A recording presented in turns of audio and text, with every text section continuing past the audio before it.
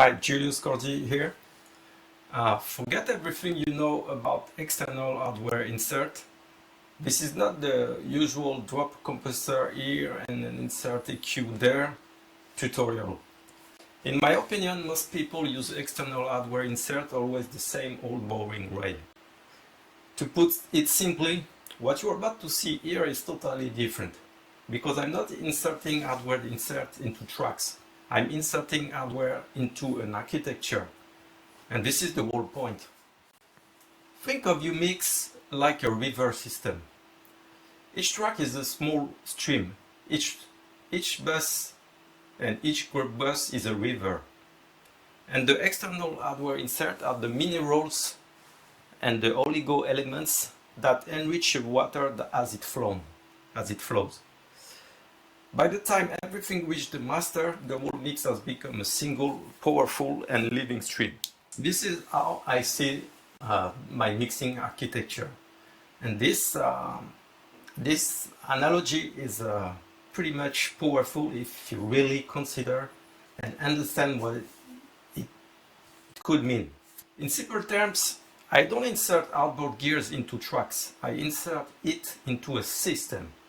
An hybrid engine built on my SKOFI bounce mix, so-called B mix architecture. And that's where things get tricky. That's where things get interesting. Because instead of patching processor all over the place with no logic and I would say randomly, I route everything through strategic group buses that reshape my entire mix from the inside out. These buses are basically, they are in my mixing engine, there are 3+1 actually. There is my main drum bus that I could consider as a group bus because of course it receives the signal from my Audient in Cubase, the software that I'm using, and you can see right now the screenshot. I was playing the track just a little ago. So I have the drum bus that receives two out from my Audient in drum machine in Cubase, because I'm streaming the kick apart to sidechain it to the bass and even over buses. But this is another topic, I would say. Then I have the 3D PM group bus in buses actually, because they are free. So it's a kind of mid-side configured setup. It means that I have a 3D PM. What does it mean first? It means 3-dimension pre-master. So I have a mid bus and two side, which give me a sort of a very wide stereo image, and I'm able to use this bus to add granularity into my track. Yeah, and also other purpose, but I don't want to go too deep into each specific point. Then I have my Vitality bus, and the Vitality bus, let me tell you, it's one of the most powerful mixing engine engine that you can ever think of, because this Vitality bus is connected with the 3D PM with some specific plugin, and so it's sort of enhance the groove and add some very strong bounce into the track. But let it stay simple for now. Then I have, so this bus is just one bus, is isolated, and it's linked to the 3D PM. And the drum bus, the first one I was talking about, is going to the 3D PM as the main source, the main as a, you know, the main destination. And then of course the 3D PM is going to the final master bus, of course. And then I have three of the other buses that are called parallel FX. These buses enables me to add specific texture at specific moment of my track, of the track. And then yeah, they help me to shape and give very strong momentum to the FX texture for certain instruments like synth, mostly like synth, but not only synth, even for the guitar. And they help me to spread the image, the stereo image, even wider than the 3D PM, because they are, you know, it's kind of, actually my system is a kind of orbital, I would say orbital engine, that these buses has different orbits, and then they connect together and they react together. And then I have also I use a lot of interbus sidechaining, but okay, I don't want to go too deep for now. Then and the point of this this video is to explain you how I insert those outboard gears that you can see just right here in my right case. This is my mixing you know, my mixing board.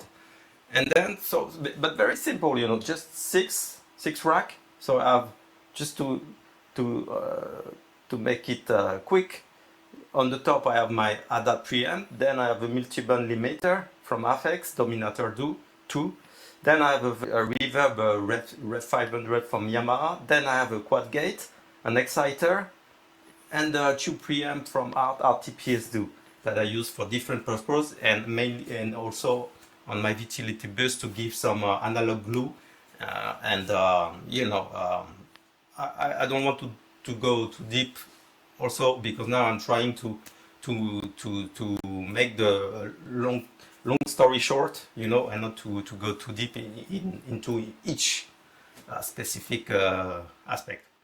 So with just 5 rack here that you can see, very cheap entry level, and one ADAT preamp, I'm able to inject analog glue, very nice and very smooth texture and depth into the whole entire mix, not track by track, but system wide. And this is how I'm doing it. All right, enough talk, and let's jump straight into the epic A/B testing.